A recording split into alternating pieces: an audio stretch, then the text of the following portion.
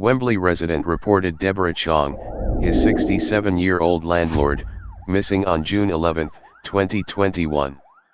The caller was worried about her whereabouts because she had lately battled mental illness and had trouble getting around. Concern turned into pure panic. It had been 16 days when tourists discovered the grisly aftermath. Deborah's rotting body was discovered in the woods with a mysterious blue bag nearby.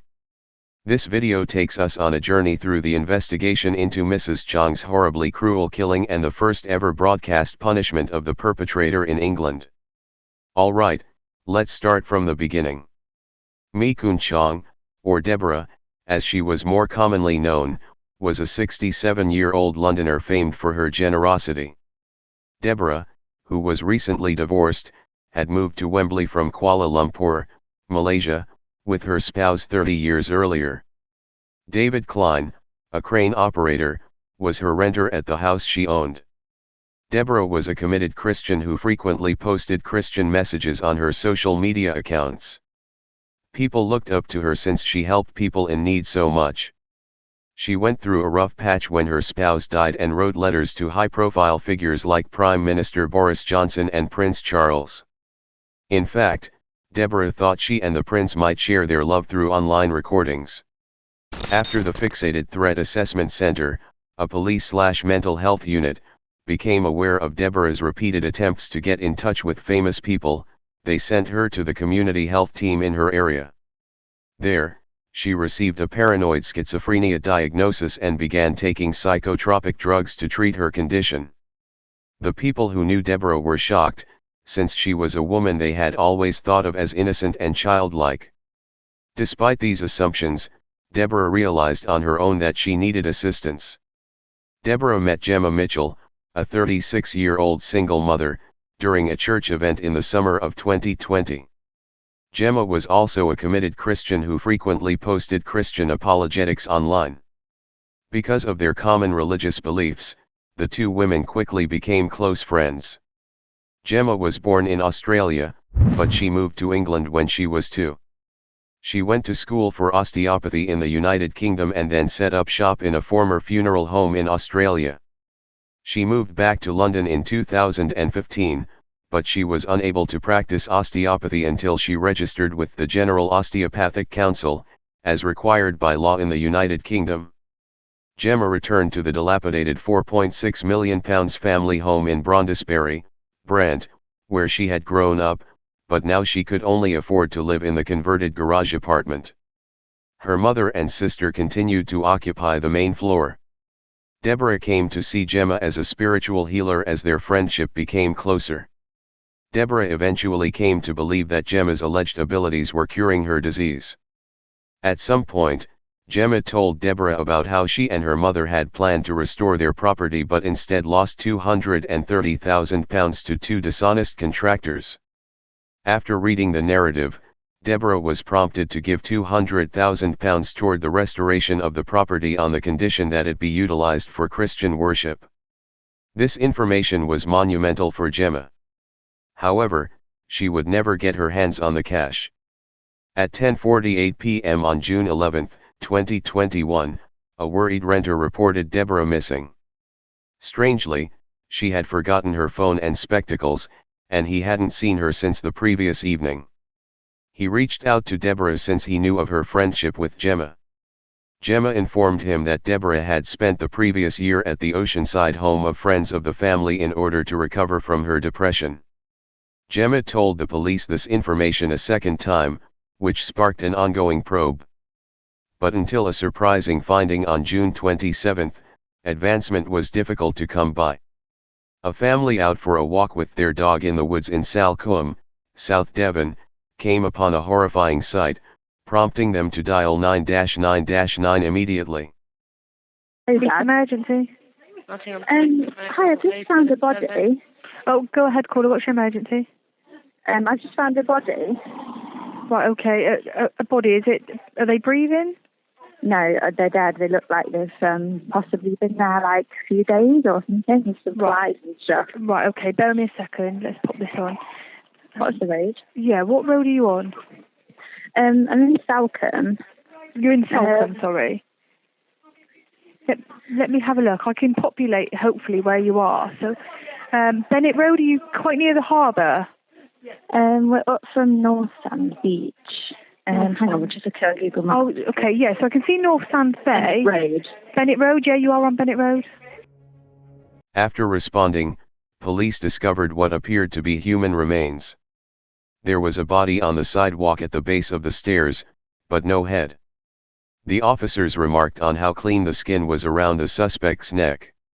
The body was so far along in the decomposition process that an autopsy performed at the Royal Devon and Exeter Hospital the same day was unable to determine the cause of death. Detective Ben Deere gave a press conference about the terrible discovery on June 30th. Police were called to a report of a body found near the Bennett Road area of Salcombe on the 27th of June. Our initial inquiries have identified that female as Mi Chong, a 67-year-old from the Wembley area of London, who was reported missing in London on the 11th of June. So we are looking to try and understand movement between the 11th of June in London and the 27th of June when the lady was found in Salcombe. And so we would appeal for witnesses and anyone to come forward. The death itself has been treated as unexplained at this time, and our thoughts are with friends and family. Has the body been totally recovered? So the investigation is ongoing at the scene. Okay. Was the heavy rainfall on Sunday a part of the body's discovery? So I'm unaware. In the days that followed, agents searched the area thoroughly. On July 1st, a second visual breakthrough was announced. Within 30 feet of Deborah's body's location, a human head was uncovered. Deborah, who lived over 200 miles away, was identified through DNA testing as a possible victim while detectives struggled to make sense of these horrific results. They looked for CCTV footage in Deborah's neighborhood and dug into her last known whereabouts. They discovered a terrifying fact by accident. Jemma Mitchell, who had easily concealed this information from the police, had stopped by Deborah's house on June 11. Camera footage from a location near Jemma's home in Brondesbury Park shows her leaving the property at 6:15 a.m. She was carrying a huge blue rolling suitcase. She didn't seem to have any trouble carrying the suitcase. At 6:40 a.m., Jemma is spotted again, this time hauling a blue suitcase and dressed differently, a beanie and face mask. She is on her way to Deborah's residence. Jemma leaves Deborah's house at 12:58 p.m. with a large blue suitcase and a smaller red and blue suitcase. This time, though, she had a hard time lugging around the heavier blue suitcase. She then travels with the larger blue bag for 3 hours across suburban London, finally arriving home at around 4 o'clock in the evening. The detectives then looked at CCTV footage from June 26 showing Jemma attempting to carry a huge blue bag into a rented Volvo SUV. About 3 hours after leaving London, her car is spotted travelling along Bennett Road in Salcombe, in the direction of the wooded area where Deborah's body was discovered. As police were searching Jemma's house, they came upon a message written in strange handwriting that simply said "Collect body."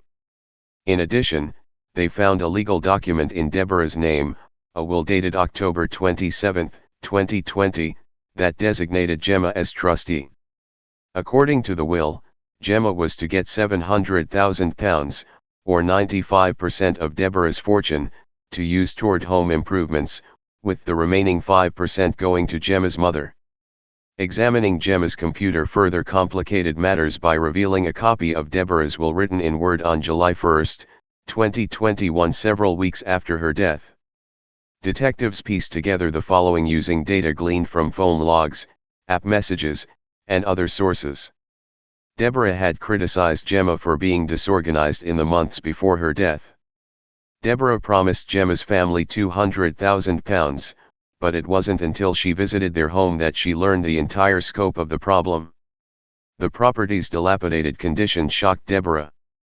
The property was in shambles, there was clear evidence of neglect, and there was so much clutter that some areas were inaccessible. Deborah was so shocked by the property's condition that she decided to pull her offer. Instead, she texted Jemma a recommendation that she sell her £4.6 million home, downsize, and keep the proceeds. The news was devastating to Jemma. The police had sufficient evidence to get a warrant for Jemma's arrest.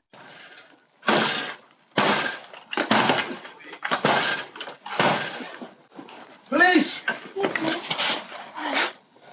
Hello there. Hello, how are you? Yeah, good. There's no answer. Sorry, what's your name? Sorry, we were asleep. Are you Jemma? Yeah, I am. Okay, Jemma. Just could you hold a second? Sure, Come on, come on a second. Sorry, can I ask Gemma, do you want to come up? Yeah, sure. Yeah, I just want to see them. Hand just so your hands. Alright, Gemma, at this moment, I'm arresting you on suspicion of murder. Okay, you don't have to say anything, but you may have a defence if you want to mention one question, something which you later rely in court. Anything you do say may be given evidence, okay? Once we're in the cuffs. Am I allowed to? I'll go explain everything to you. Okay? Should I get some Yeah, shoes sorry. then? What? If you want to one sec. Inside? Who's inside at the moment? Mother. Your mother? Yeah. Okay. Is it? If you want to... Oh, someone lift that up. Yeah. Let's step back inside. Is anyone else inside? Just your mum? Yeah. There is someone else inside, No, or just your that's mum? just my mum, yeah. Alright, do you want to... Should I bring her out, or... Bring her in. Bring her in? For a minute. Right, yeah. we're just going to come in for a sec, okay? After Jemma's arrest, officers questioned her about the rental Volvo seen on surveillance footage. And they've said that the person driving the Volvo waited in the car all that time with the windows down and the front door open, the passenger door open, when it was literally chucking it down with rain and it was windy.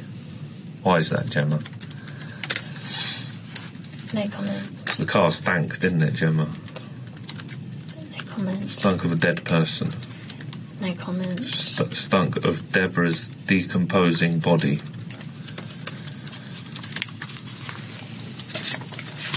Is that right, Jemma? No comment. The police have accused Jemma of committing a particularly heinous murder. Prosecutor Deanna here said, the motive is clear, money. A large sum of money was needed to complete the repairs on the defendant's house, and, in Mi Kun Chong, the defendant found someone from whom she thought she could get that money, if not when she was alive, then by forging her will after she had killed her. Jemma is currently in custody after being arrested on murder charges. She entered a not guilty plea. On October 11, Jemma's trial began with the prosecution claiming that she brutally murdered Deborah in her home before beheading her and dumping her body in the woods. Jemma had previously boasted online about her award-winning skill in human dissection. The defense for Jemma said she lacked a financial incentive to kill because there was no DNA evidence in the bag and because her property was worth more than £4 million, plus she had personal savings of £93,000. Furthermore, the cause of death was ascertained by the post-mortem, so how could there be a murder? After 7 hours of deliberation on October 27, 2022, a jury at the Old Bailey, the Central Criminal Court of England and Wales, handed down a verdict. Today at the Old Bailey, a 38-year-old woman, Jemma Mitchell, has been found guilty of that murder. Deborah was born in Malaysia. Through her own hard work and initiative, she made a good life for herself, finally settling in London, where she was a much valued and loved member of the community. The jury's heard that her later years were marred by poor mental health, but that throughout this time she never lost her firm religious beliefs, nor her belief in the goodness of charity. And it was upon these beliefs that Jemma Mitchell prayed in an attempt to take a significant amount of money from Deborah. When Deborah refused, Mitchell murdered her. She forced the body into a suitcase and she transported the body some distance across North London, where she retained it for over a fortnight. At some point, she decapitated Deborah's body before finally driving some 250 miles to the coast of Devon, where she discarded her remains by the side of a wet and overgrown footpath. Unfortunately for Mitchell, the following day, on the 27th of June, a holidaying family in Salcombe found Deborah's remains and contacted the police. And at that point, Devon Cornwall Police initiated inquiries. When it became apparent that Deborah had been murdered in London, my team took primacy. Mitchell was arrested in early July and charged with Deborah's murder several days later. Our investigations revealed that Mitchell was in the process of doctoring wills in an attempt to make a significant claim on the estate of Deborah, but luckily this attempt never came to fruition. Jemma was remanded in custody to be sentenced the following day. Multiple media channels broadcast the sentencing in real time. It was the first televised sentencing of a woman and the first televised sentence in a murder trial in England and Wales.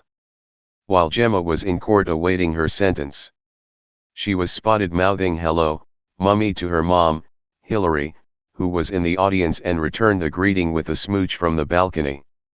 Deborah's sister gave a victim impact statement to the court while she was only virtually present. "We still do not understand how she died. Did she suffer? This mystery will haunt me forever." About 11 minutes after Jemma's arrival, Judge Marks began his sentence remarks. As has no doubt been explained to you by your counsel, the only sentence which the court can impose for murder is one of life imprisonment, but I am required to fix a minimum term which you must serve in any event before you would be eligible to be considered for parole. Whether or not you will be released at the end of the minimum term will depend on the view taken by the parole board at that time as to whether you continue to represent a danger to other members of the public. I am in no doubt whatsoever, and your counsel realistically acknowledges it, that this was a murder done for gain, and as such, pursuant to Schedule 21 of the Sentencing Act 2020, the starting point must be one of 30 years imprisonment, a figure which falls to be adjusted according to the mitigating and aggravating features of the case, which is a topic to which I shall return. You are now 38 years of age. You have one minor previous conviction for breach of a non-molestation order, which arose in a domestic context. I propose to ignore that and to treat you as a woman of effective previous good character. You are clearly a highly intelligent woman, having obtained first-class honours in 2006 in human sciences from King's College, London, and then gone on to qualify as an osteopath. You went to live and work in that capacity in Australia, returning to live here with your mother in 2015. You lived together in a large property in North London, and the two of you decided to add an upper floor to the house. This proved to be your undoing.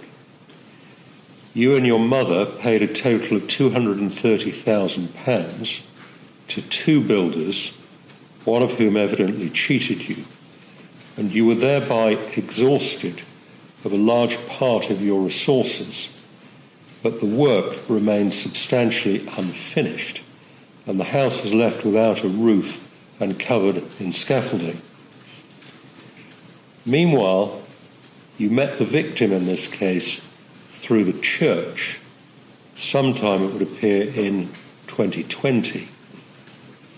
She, like you, was a very devout Christian, and it is clear from the hundreds of phone messages that passed between you over a period of several months right up to the time of her death, and which featured in the evidence in the trial, that you became very close. She was 67 years of age and of Malaysian origin. She was a woman of some means, and the evidence showed that she was extremely generous. Unfortunately, she had a history of serious mental illness, having been diagnosed some years ago with paranoid schizophrenia, and she had spent some months as an inpatient at a mental hospital. Shortly before you killed her, she had suffered a relapse and, against her will, had been put on antipsychotic medication. As such, and as you well knew, she was particularly vulnerable, both mentally as well as physically, and the jury saw from the CCTV evidence how in the days before her death she walked with difficulty, needing to hold on to the arm of her lodger as she did so.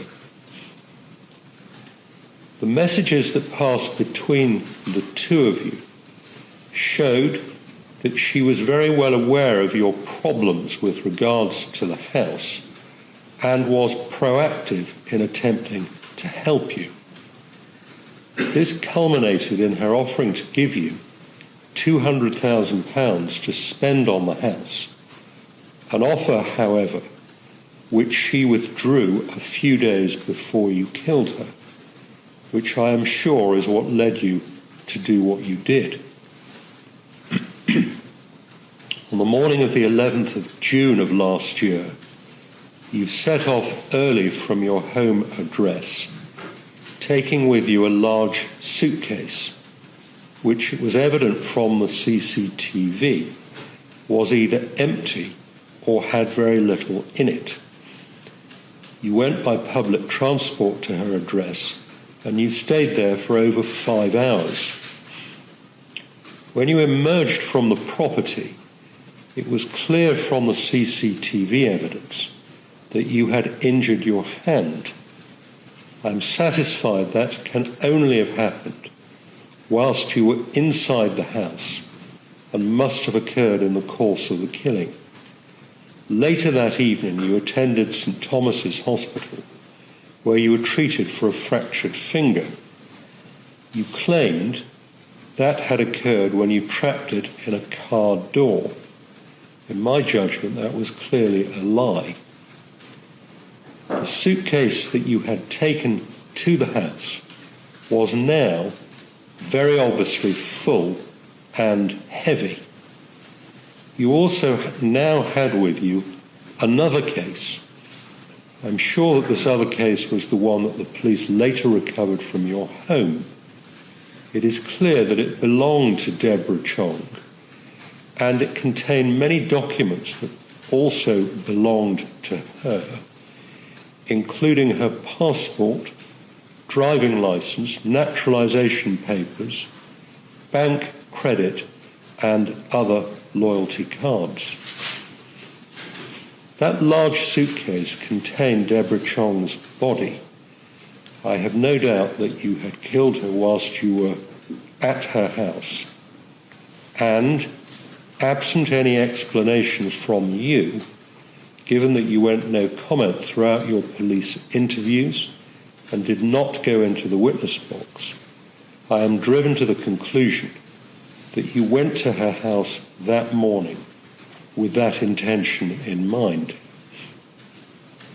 2 weeks later, you hired a car for a period of only 24 hours.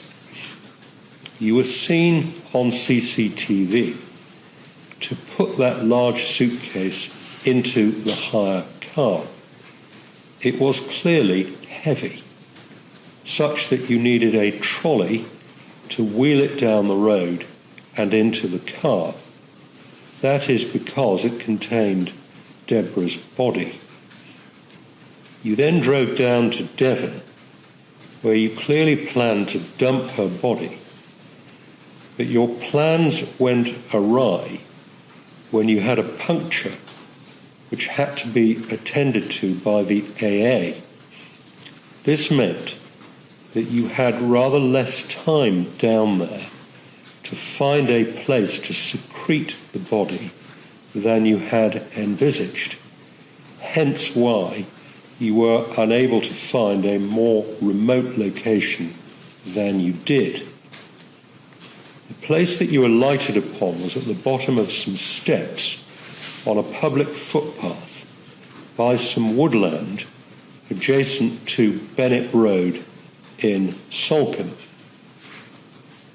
A truly telling piece of evidence against you was the fact that that evening, after the punctured tyre had been repaired, your hire car was seen being driven by you on Bennett Road, 50 metres away from where Deborah's body was found the following afternoon by a lady who was out walking. That grim discovery was made all the worse by the fact that her head had been cut off. It was not found until a number of days later, some 10 metres away from the body, further down the hill beneath some undergrowth. Because of the extent of decomposition of the body, the pathologist who carried out the autopsy was unable to ascertain the cause of death. But what was found was that she had suffered a comminuted fracture to the skull, as well as multiple rib fractures. As part of your degree, you were taught anatomy, and you included on your website, which advertised your services as an osteopath, the fact that you had experience in the dissection of human bodies. That no doubt stood you in good stead when you cut off Deborah's head, although why you chose to do that remains a mystery. Following your arrest on the 6th of July, amongst the items found by the police at your home was a will which purported to be that of Deborah and to leave 95% of her assets to you and the remaining 5% to your mother. That will was fake. It was written by you and it contained signatures of Deborah and 2 witnesses, each of which had been forged by you. One of the persons whose signatures you forged was that of a man by the name of Virgil Georgita, an erstwhile neighbour of yours who had died some months earlier. Following his death, you had managed to gain access to his room, and you took from that room various papers of his, including his passport, as well as his mobile phone. A short time later, you rang the phone company, pretending to be him, giving his name and date of birth, and you had the phone reactivated. It was his phone rather than yours that you used to book the hire car, and it was his phone that you took with you on the trip to Devon, leaving your own at home. Moreover, the evidence of the handwriting expert was that his purported signature on the will had been copied from his passport, which you had removed from his room. Quite apart from anything else, I am driven to the conclusion that you are extremely devious. I said at the outset of these remarks that I would return to the issue of mitigating and aggravating features. The sole mitigation is that you are effectively a woman of previous good character, although given the gravity of your crime, in my judgment, that entitles you to only a very modest discount. As to aggravating features, there are the following. Firstly, the amount of planning and premeditation that went into this offence, although it is right to acknowledge that this is bound to be an invariable feature of a killing done for gain, and I must avoid double counting in that regard. Secondly, there is the issue of Deborah's mental and physical vulnerability, to which I have already referred, and of which you were very well aware. Thirdly, there is the chilling aspect of what you did to and with her body after you had killed her. you have shown absolutely no remorse, and it appears that you are in complete denial as to what you did, notwithstanding what, in my judgment, amounted to overwhelming evidence against you. The enormity of your crime is profoundly shocking, even more so given your apparent religious devotion, as well as the fact that Deborah Chong was a good friend to you and had shown you great kindness. The sentence of the court is one of life imprisonment, and the minimum term of imprisonment that you will in any event be required to serve will be 34 years.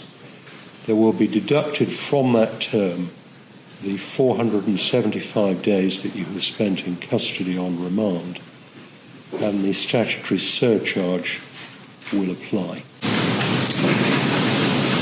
Would you please take the defendant downstairs? Despite the judge's comments at sentencing, she was found guilty. Jemma's mom never gave up the fight for her daughter, even after Jemma was found guilty and sentenced. She firmly maintained Jemma's innocence outside the courtroom, saying that the suitcase contained dishes, cutlery, and tea towels rather than a body. In addition, she assured them that Jemma would file an appeal of the verdict. She is innocent, and I know that, and I'm going to go to the top. I'm not accepting this because it's not right. She is innocent. I know it. I'm taking it further. Either I'm 76, and if it takes me until I die, I'm going to contest it because it's not. Jemma's mother told the Herald Sun that her daughter was not a murderer and had gotten traumatized after breaking up with her first lover, who had treated her well. Hundreds of boys dated Jemma, she said. They slept with her collectively. This was her last true love. He was a nice man and a devout Christian. They never shared the bedroom. This is what drew her to him. She hit bottom when it was over. The woman was really unpredictable. Because her partner was a devout Christian, she decided to follow him there. Reports from the Australian television program 60 Minutes state that Jemma's mother often visits her in prison, despite her insistence on her daughter's innocence and claims that she has proof. Because she believes the police to be crooked, she has withheld evidence from them. For killing Deborah Chang, Jemma Mitchell received a mandatory life sentence plus 34 years. She won't be eligible for release until at least October 2056.